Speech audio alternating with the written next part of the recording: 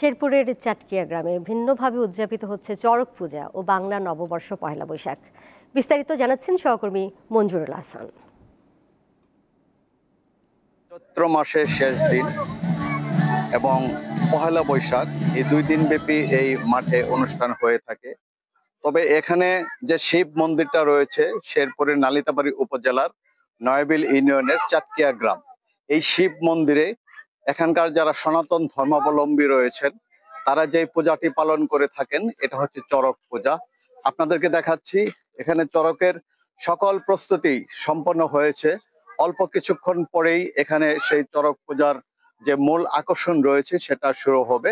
এখানে মূল আকর্ষণ আমরা প্রতি বছর যেটা দেখতে পাই যে এখানে গাছ চড়ক, এই গাছ চড়কে একজন সাধক রয়েছেন, তিনি চক্রাকারে ঘুরতে থাকেন এবং অনেকক্ষণ সময় ঘুরেন। শুধুমাত্র সনাতন ধর্মাবলম্বী নয়, সকল ধর্মের মানুষই এই চড়ক পূজায় এসে থাকেন এবং তারা এই পূজার যে মূল আকর্ষণ যেটা রয়েছে সেটা তারা দেখে থাকেন।